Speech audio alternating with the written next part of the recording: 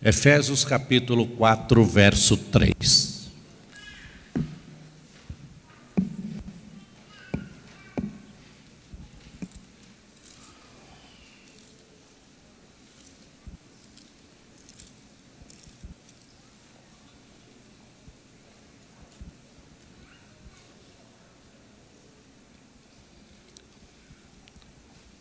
Repita após mim: esforçando-vos diligentemente por preservar a unidade do Espírito no vínculo da paz. Quero que você repita 3 vezes esta expressão: unidade do Espírito.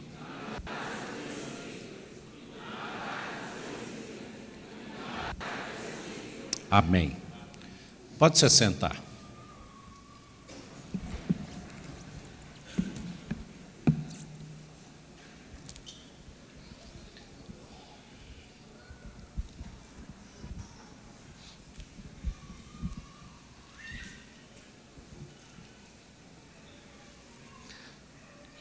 Numa madrugada do ano 1968, quem é mais antigo aqui na igreja conhece a história. Deus me deu a graça de receber uma visitação celestial. E naquele dia Deus me chamou para o ministério. A minha história está no livro Uma Vida de Milagres. E eu fiquei muito assustado, porque Deus me falava de coisas muito grandes, de conquista de cidades. E eu me sentia tão pequeno para algo tão grande.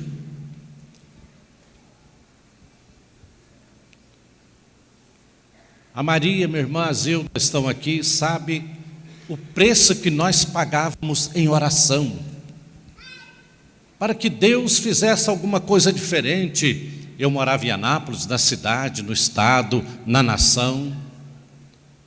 E numa madrugada Deus nos deu uma grande surpresa, nos convocando para o ministério. Pois bem, eu fui para Belo Horizonte, me preparar. Quando voltei, Deus disse que eu viria para Goiânia.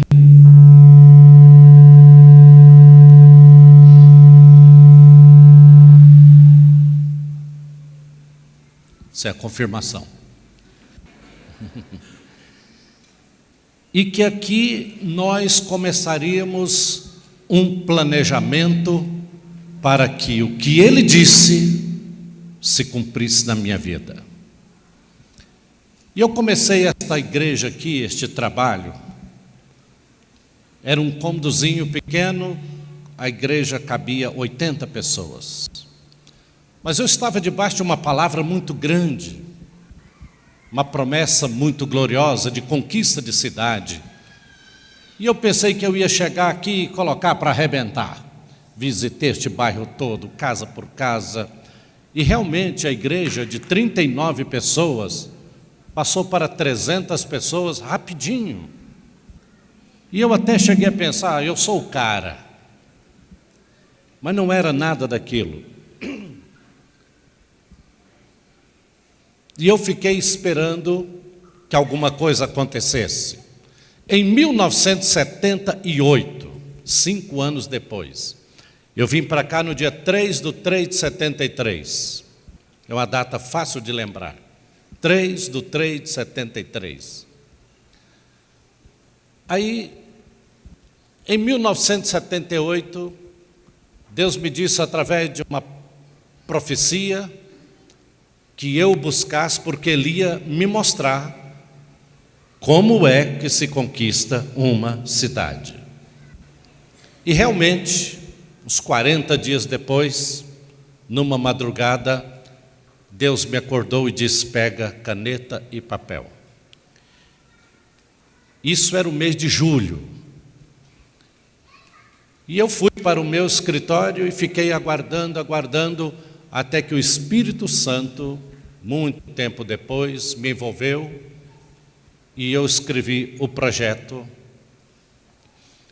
que nós vamos começar a praticar na nossa igreja e no nosso ministério a partir de 2015. Por quê? Só agora. Por incrível que pareça, todo esse período que eu estive aqui de 40 anos foi só um treinamento para mim. Primeiro, Deus teve que me quebrantar muito. A Zilda está ali olhando para mim, nós somos gente de raça ruim. E Deus precisava de me quebrantar. E hoje eu confesso para a igreja que estou melhorzinho. Melhorei muito. Alguém diz amém? Eu nem sei por que Deus me chamou para algo assim. Porque eu não tinha olhos azuis, não tinha nada em mim de especial, e Deus foi me achar lá de madrugada no meu quarto, na minha casa em Anápolis. Aí Deus começou a me dizer que depois de um ciclo, eu estaria autorizado a começar o projeto como Ele tinha me mostrado. E eu aprendi na Bíblia que um ciclo se fecha com 40 anos. Em toda a história bíblica, um ciclo é de 40 anos. Quando é que se completaram os 40 anos de ministério na minha vida? Diga comigo, essas datas são importantes para você, que está neste culto hoje, porque o dia de hoje para nós é histórico. Amém? Diga, 14 de julho de 2014, completar os 40 anos de ordenação, de minha ordenação. 14 de julho, aí, Deus começou a me dizer que um tempo novo estava sendo estabelecido na igreja e na minha vida. Quem já ouviu esse negócio de tempo novo aqui? Todo mundo. Um tempo novo, um tempo novo. Pois é, o tempo novo vai começar exatamente agora. Porque vocês sabem, a Elizabeth partiu para Deus e apareceu uma outra pessoa no meu caminho e foi aquele período de conhecimento, não é? E aí eu inventei de casar de novo e viajei, chegamos e agora eu quero dizer para a igreja o seguinte: estou pronto. E você? A igreja está pronta? Porque eu vou te mostrar hoje o que é que nós vamos fazer. Tá bom? É lógico que eu só vou mostrar rapidamente por alto, porque os detalhes e todo o programa eu vou revelar para os 300. Mas antes, aproveitando a deixa da nossa bispa, que leu o Salmo 133, para tudo que nós formos fazer, a unidade é essencial. Unidade da igreja. Não podemos ter aqui 2 pensamentos, ou 3. Alguém atirando para um lado e um outro bispo atirando para outro lado. Não, a igreja precisa agora falar a mesma linguagem, caminhar e trilhar o mesmo caminho, olhar na mesma direção, de mãos dadas, porque é através da nossa unidade que Deus vai fazer esta obra.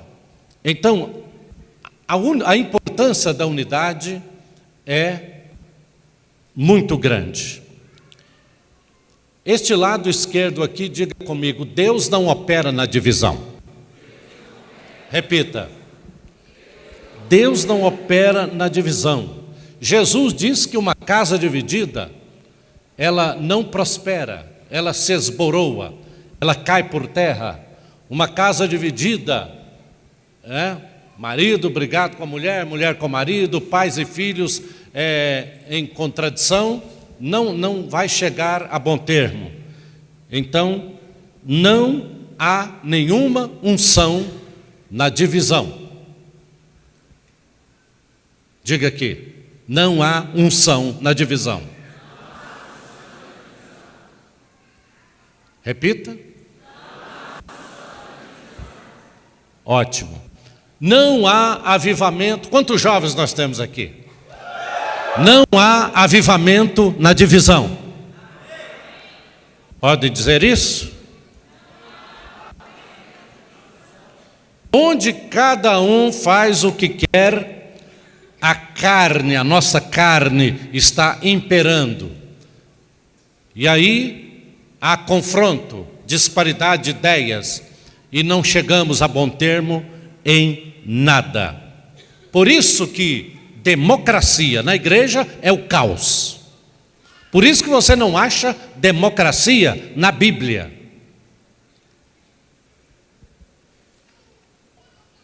E os países democráticos estão numa situação complicada, onde todo mundo manda. Na Bíblia existe comando, alguém que tem as rédeas, alguém que orienta, alguém que dá instrução. Você acha que tem democracia no céu, Carlos? Deus faz as coisas por votação? Não, Deus é Senhor. No milênio, Jesus estará com cetro na mão. E a Bíblia diz que Ele vai governar com todo o poder e autoridade. A igreja em Pentecostes começou, diz a Bíblia, com todos unânimes. Os 11 levantaram em unanimidade e Pedro liberou a primeira palavra evangelística e o resultado foram 3.000 conversões naquele dia, por causa da unanimidade que havia entre eles. Isso está claro em Atos 2, 14. Pedro e os 11, diz a Bíblia, se levantaram e liberaram uma palavra de 15 minutos e houve um liberar de unção para conversão, porque eles tinham um só coração. O resultado daquela unidade foi que o céu se abriu. Vamos falar juntos? O resultado da unidade é que o céu se abre. Vamos repetir. O resultado da unidade é que o céu se abre sobre nós, porque há um grande poder na unidade. Amém? É algo impressionante, não sabemos exatamente como funciona, mas há um grande poder na unidade. E na unidade há uma multiplicação de autoridade.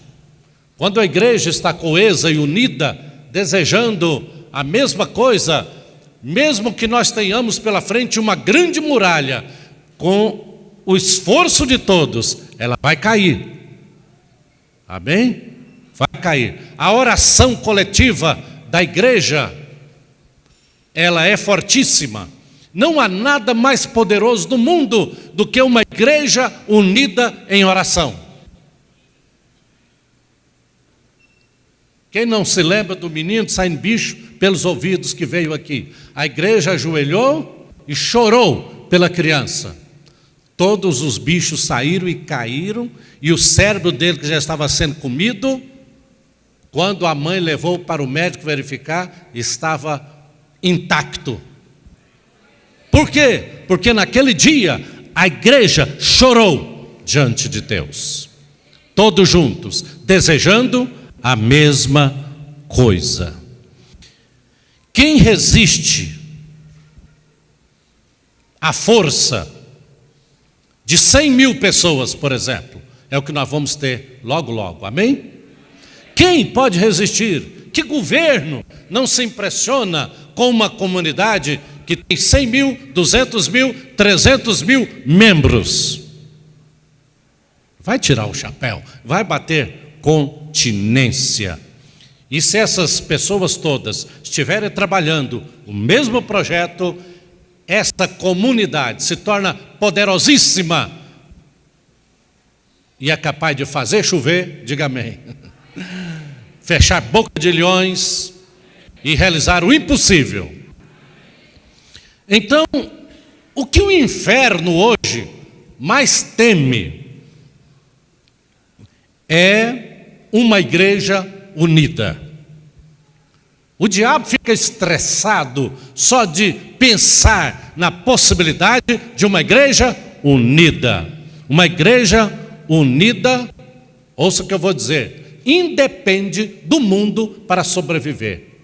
Pode vir a crise que vier sobre o mundo, se a igreja estiver unida e coesa, ela sobrevive. Porque nós nos protegemos, nós nos guardamos e nós nos ajudamos. Amém? Então, unidos, todos agora juntos, unidos, conquistaremos cidades e nações. Repita, unidos, conquistaremos cidades e nações. Amém? Quem se lembra de Sansão aqui? O homem forte, matador de leões.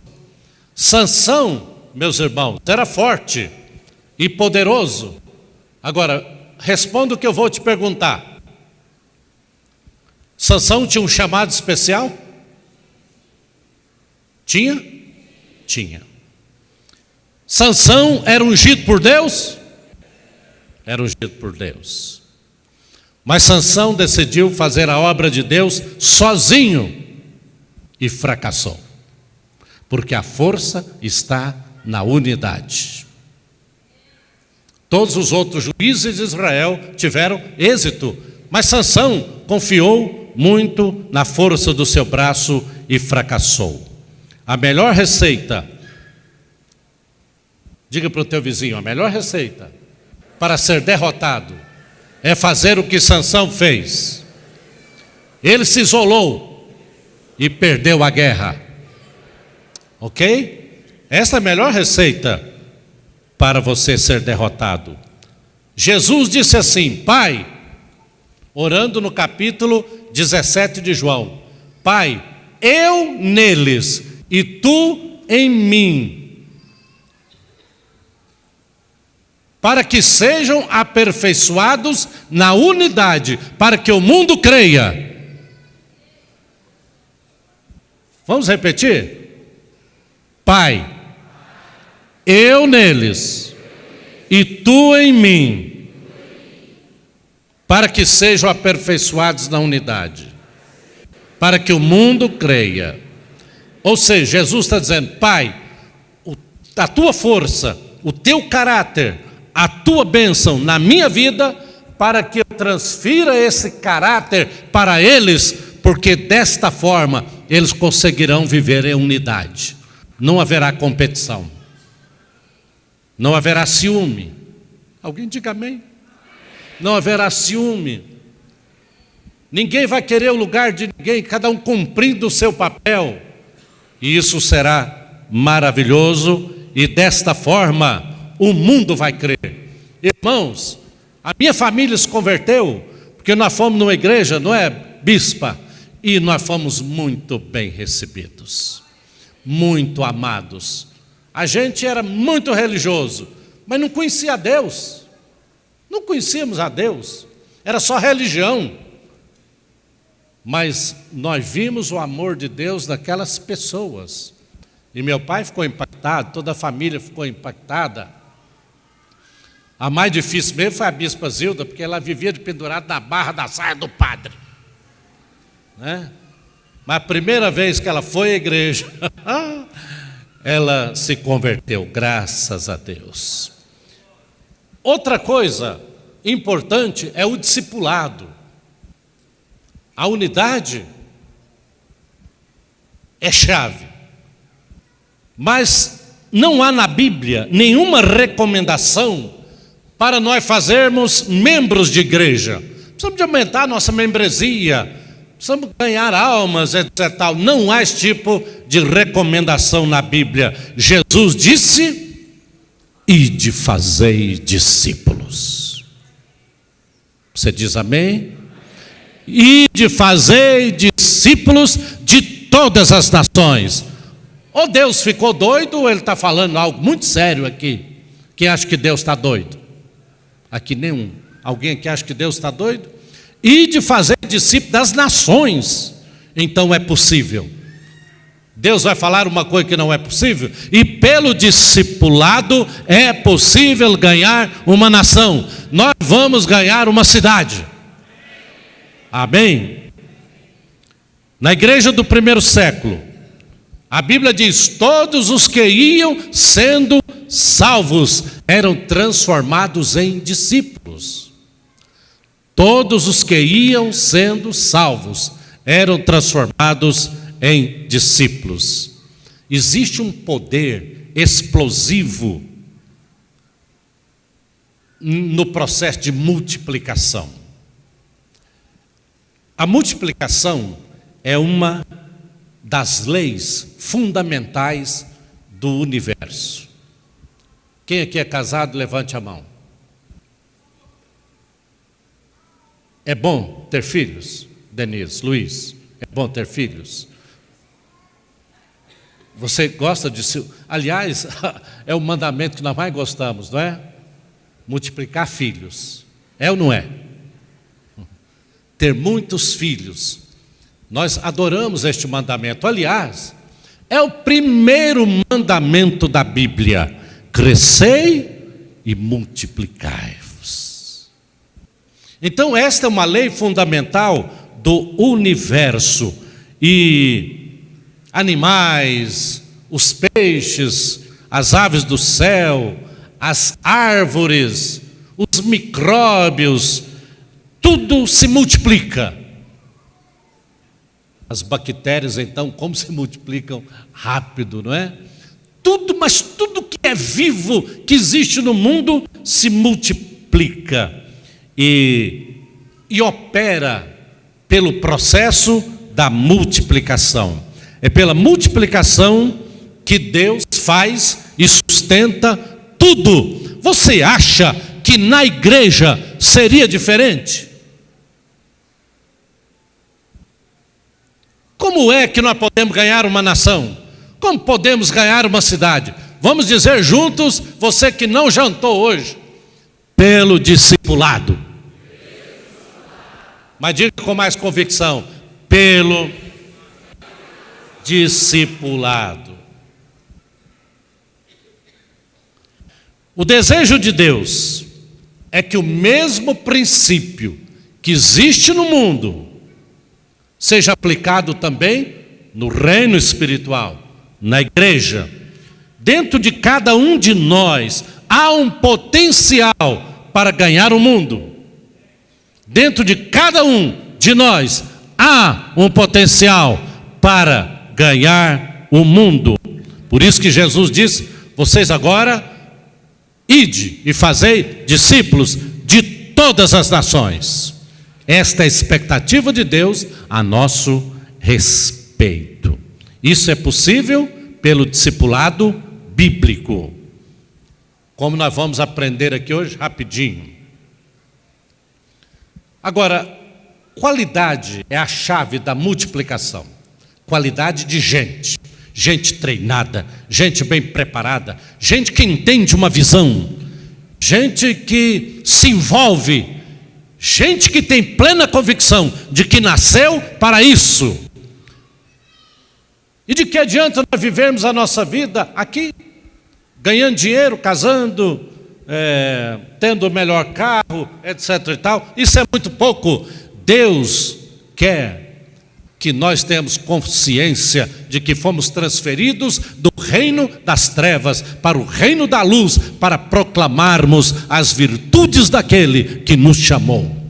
Isso sim é chamado, isso é vocação. Excelente. Então, cada vez que uma pessoa só falha no processo de reprodução espiritual, essa pessoa está impedindo a salvação de milhares de pessoas. Agora, quando um grupo grande, todos se alistam para a conquista de almas, milhares de almas que estão perdidas vão se achegar a Deus e vão se salvar eternamente pelo seu sim ao Espírito Santo. Amém?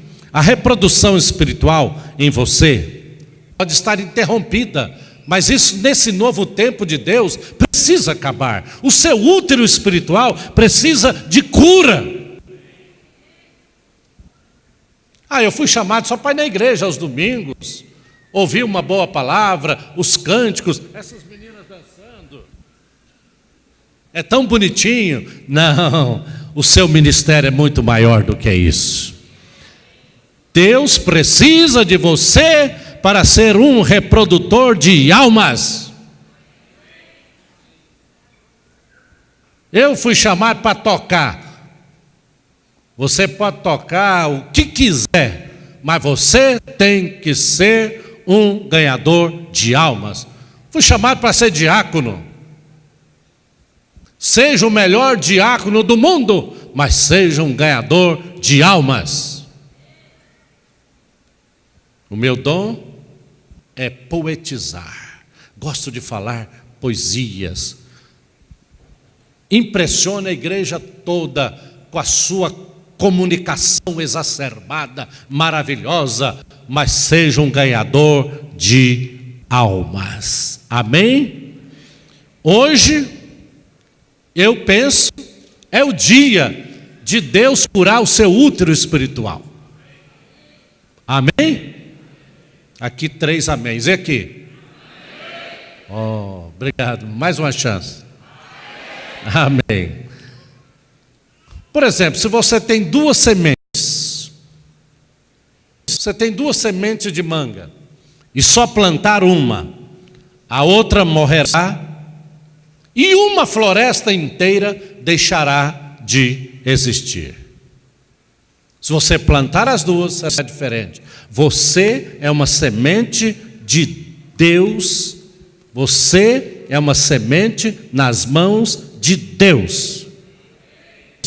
Você é uma semente nas mãos de Deus. Quando Jesus disse, se o grão de trigo cair na terra e não morrer, fica ele só. Mas se morrer, produz muito fruto. Ele está falando dele. Ele era a semente, o grão de trigo que Deus plantou neste planeta. E olha de lado para você ver o resultado. Hoje nós somos mais de 1 bilhão de cristãos evangélicos no mundo. Mais de 1 bilhão. Resultado da semente que Deus plantou aqui na terra. Então, a qualidade do discipulado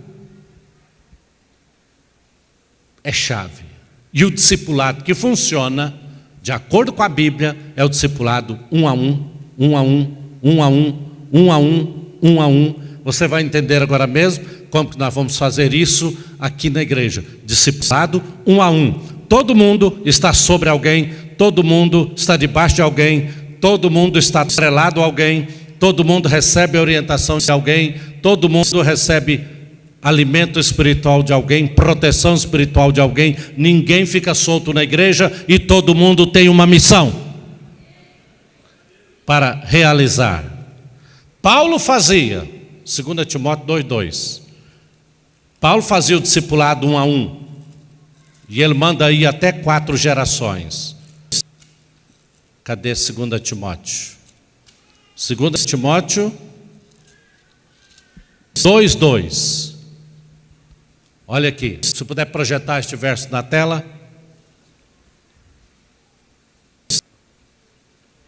E o que da minha parte ouviste, através de muitas testemunhas, isso mesmo transmite a homens fiéis e também idôneos para instruir a outros.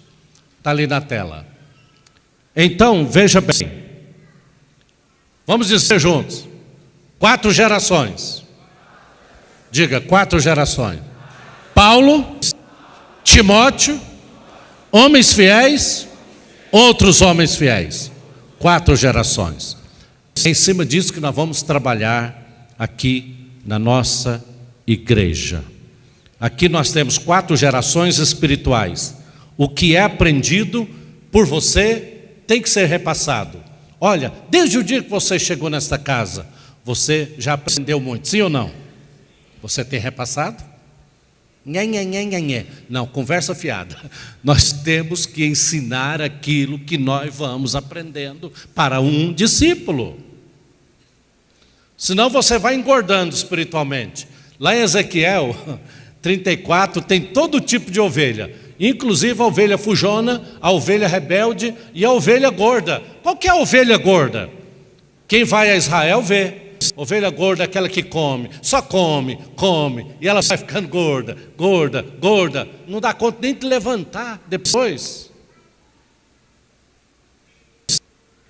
Mas a ovelha produtiva, está lá em Ezequiel 34, o pastor trata ela com um cuidado todo especial, porque ela produz resultado.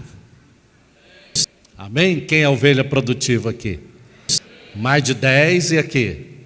Oh, que bênção!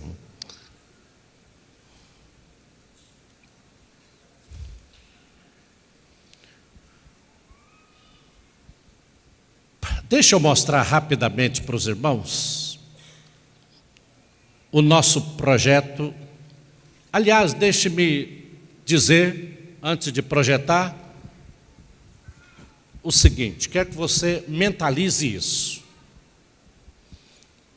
Naquela madrugada, Deus me disse: me levanta 300 pessoas da sua confiança. 25 grupos de 12, diga, para gravar, 25 grupos de 12. Sendo casais, como é o caso nosso aqui, nós vamos trabalhar com casais, são 50 pessoas liderando 5. É o 5 e mais ele, 6. 6 vezes 50, 300. Quem entendeu? Diga comigo. 300 líderes. Você tira 50 pessoas, 25 casais ou duplas, sobra 250. Debaixo dos 250, cada um lidera 5. Para começar o projeto. Depois,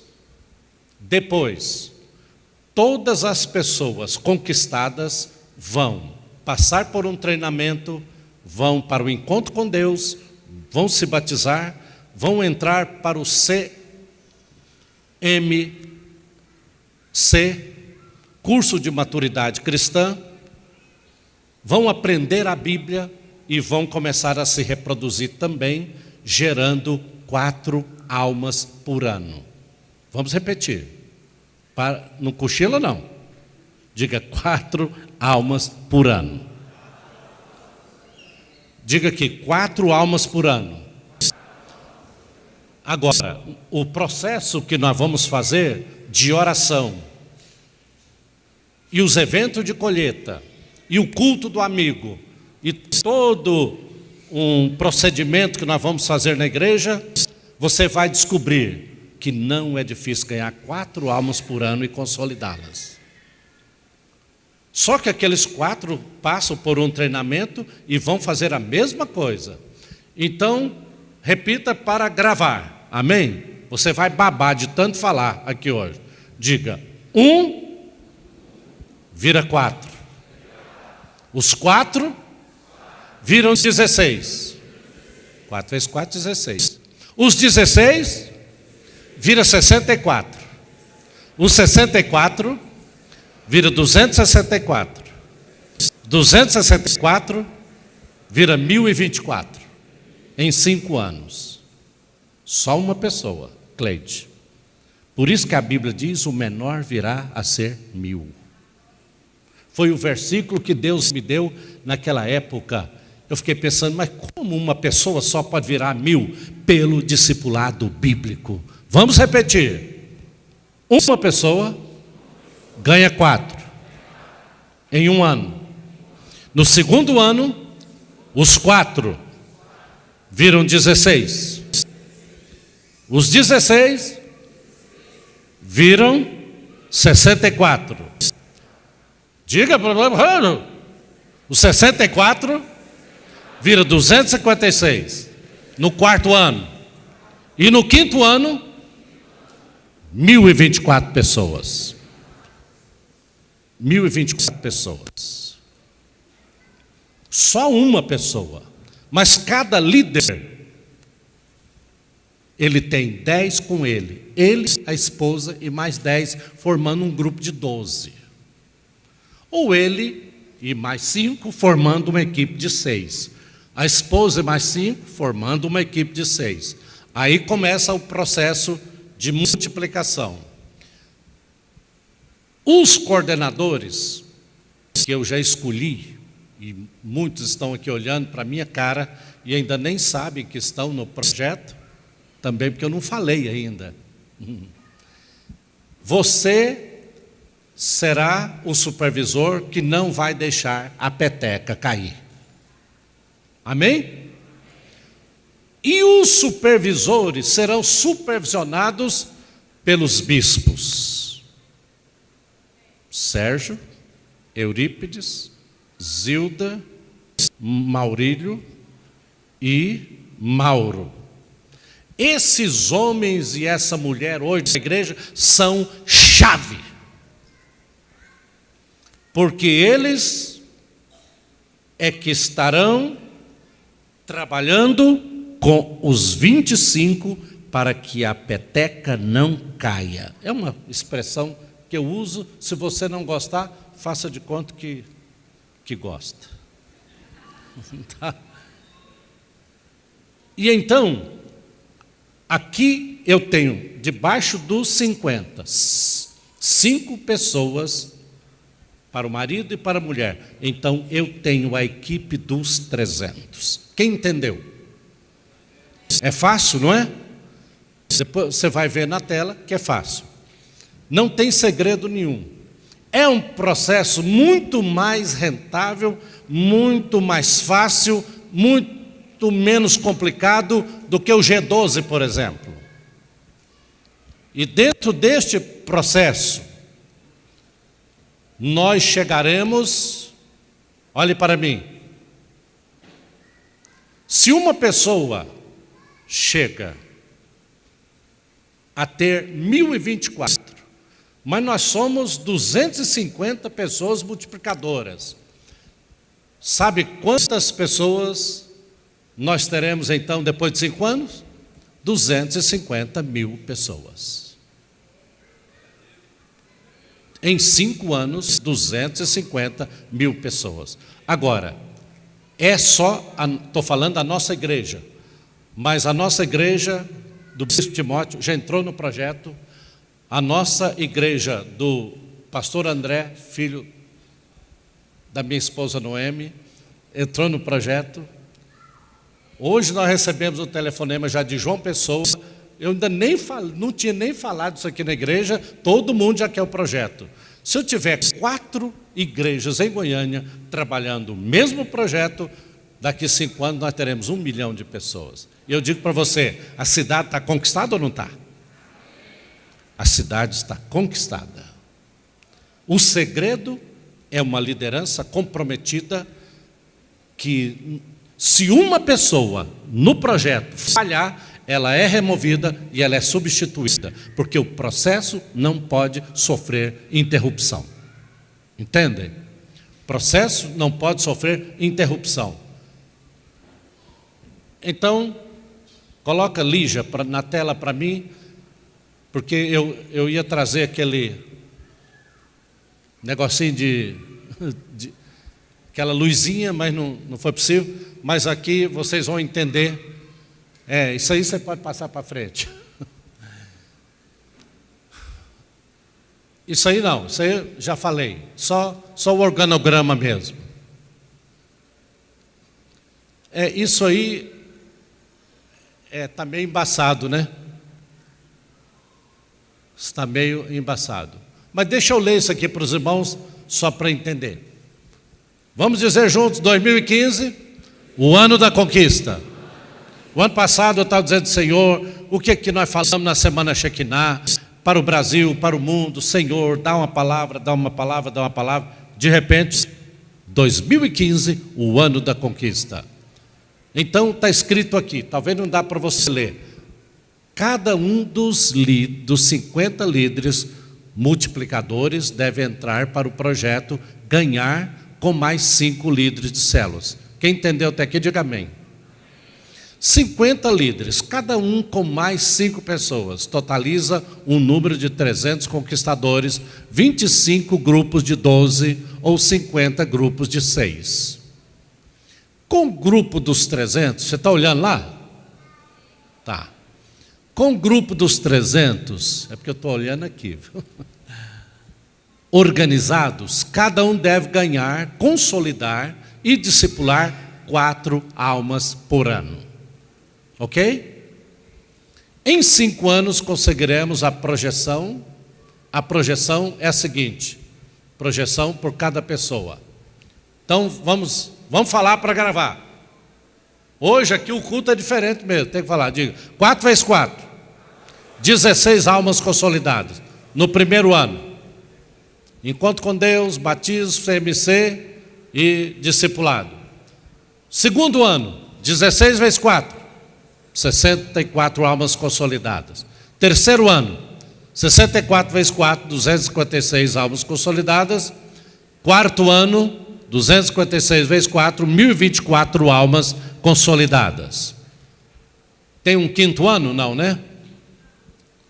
Porque é possível fazer em 4 anos, por isso que eu coloquei só 4.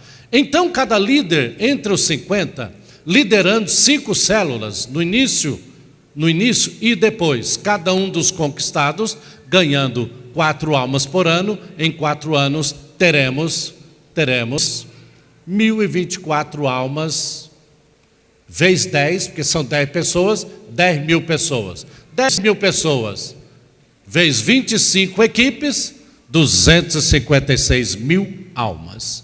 Em 5 anos, o número passa de 1 milhão de pessoas. É assim que se conquista uma cidade. Amém?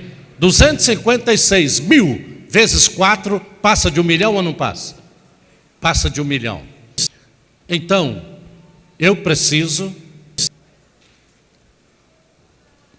de pessoas altamente comprometidas e que acreditam que a palavra profética que Deus deu para esta casa, para este ministério, vai se cumprir.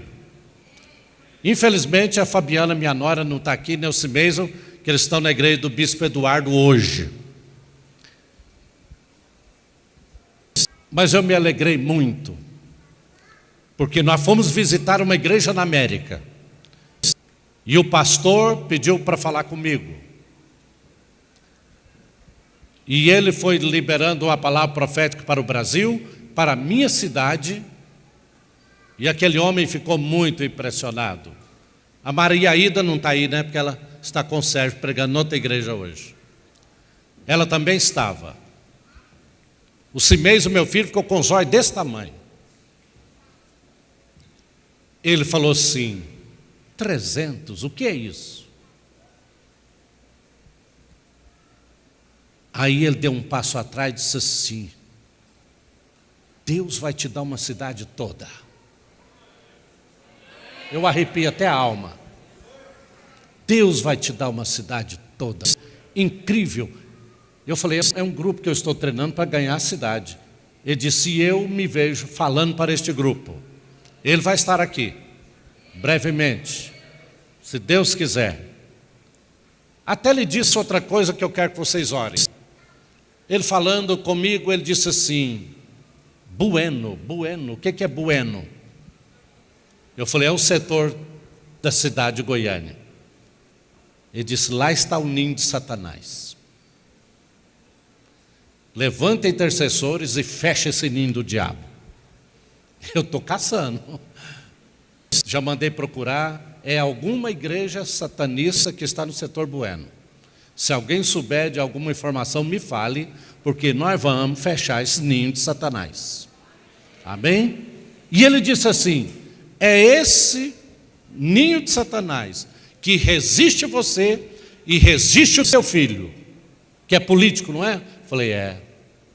Pois é. E ele disse, se eu tivesse medo do capeta, disse, e o nome de vocês está lá. Só que o diabo só se levanta para cair, amém?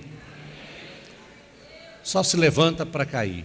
Eu tenho pedido a Deus uma igreja guerreira, uma igreja que acredita que nós vamos ver uma cidade conquistada.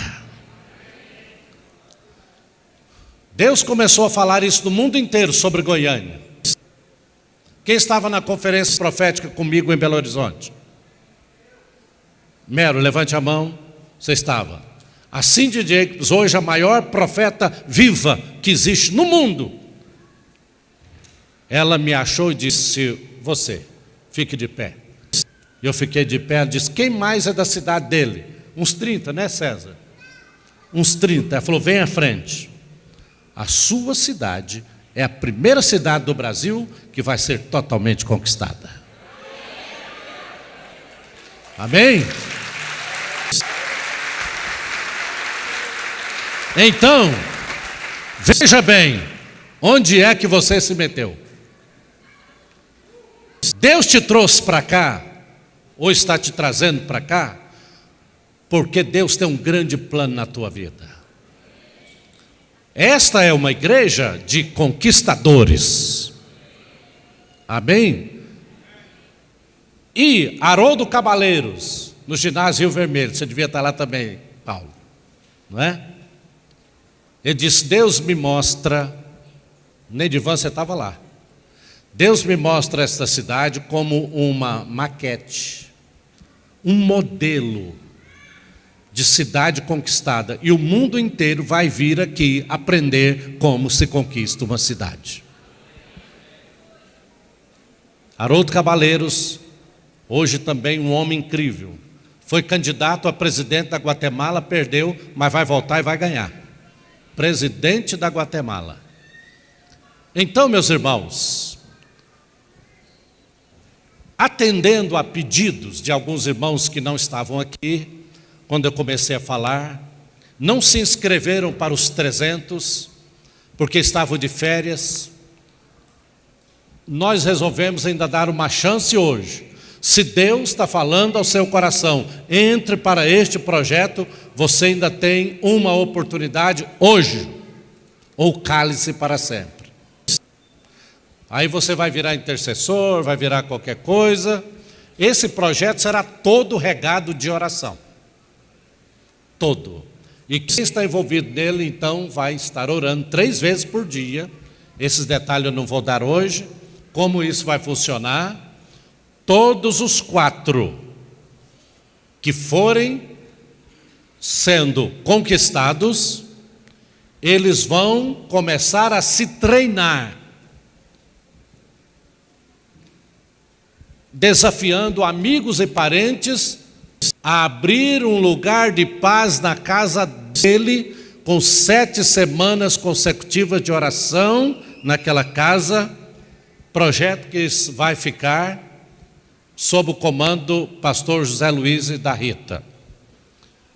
Nós teremos centenas e centenas de lugares de paz. Amém? Eu quero fazer uma pergunta aqui, para não confundir muito a cabeça dos irmãos. Quem entendeu sinceramente o que nós vamos fazer, eu quero que você levante a mão. Aqui primeiro. Entendeu? Tá. Porque quem não entendeu vai me procurar depois, eu explico.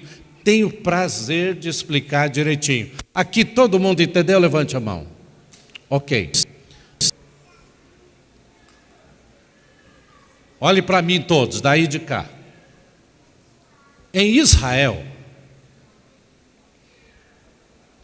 uma criança com 13 anos já decorou os 5 primeiros livros da Bíblia. Aí os pais fazem uma festa chamada Bar Mitzvah. Diga comigo, Bar Mitzvah. Só que ele só faz a festa se o filho decorou os 5 primeiros livros da Bíblia. Tem que ser de cor. Estou dizendo isso aqui porque alguém falou: ai, tem que ler a apostila 3 vezes. Com esse espírito, nós não vamos ganhar uma cidade. O que é para fazer? Ler a apostila 10 vezes. Vou ler 10 vezes. Pronto. Eu não peço que decore. Você não precisa decorar. Tem que saber o processo todo de multiplicação. Muita gente está viajando, não está aqui. Por isso a primeira reunião com os 300 é só na primeira semana de fevereiro, porque já chegou todo mundo, ok? Sexta-feira agora é a reunião das 25 equipes. Na minha casa, vou dar lanche e vou dar tudo.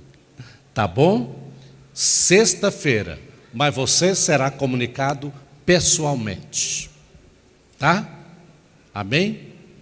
E aí os 300 serão colocados sob a cobertura de vocês.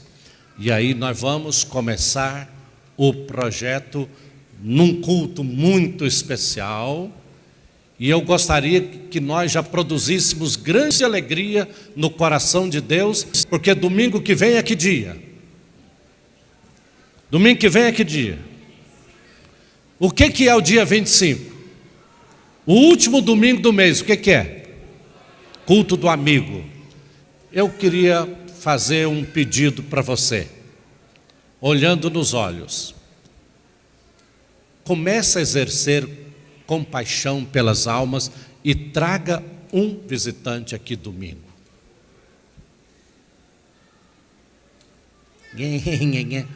Traga um visitante aqui domingo, porque Deus vai começar a salvar muita gente aqui. Você pode dizer amém? Ao invés de ficar nas redes sociais conversando potoca, meu Deus, me colocaram em 22 grupos no WhatsApp. A Noemi sabe como é que é o meu celular, faz assim. Agora imagine se eu fosse olhar tudo isso. E aí de vez em quando eu paro para olhar. Alô?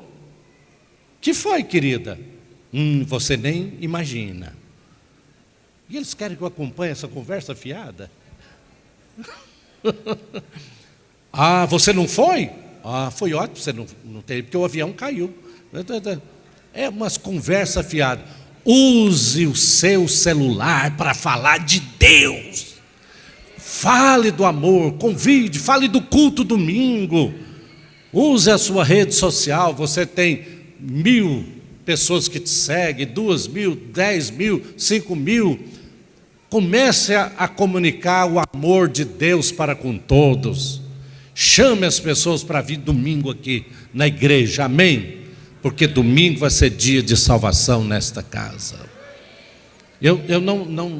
Os convites acabaram, mas Deus te deu boca, não deu? Convide com a boca. Diga para a pessoa, olha na minha boca, eu te convido para ir domingo da minha igreja. E outra coisa que Deus me prometeu: sinais e maravilhas vão começar a acontecer aqui, que vai espantar o mundo. Cegos vendo, surdos ouvindo. A única coisa que não vamos orar para Deus esticar a língua de ninguém, amém? Mas esticar a perna, Deus vai começar a fazer, não sei a data, Ele não falou, mas Deus tem falado que vai fazer neste lugar coisas extraordinárias. Eu creio nisso. Deus precisa de você. Deus precisa de você. Nós somos a boca de Deus. Nós somos os pés de Deus. Esse palco grande ficou bom, não ficou? Que eu fico pertinho de você. Então, eu queria até deixar por um tempo, porque eu gostei desse negócio.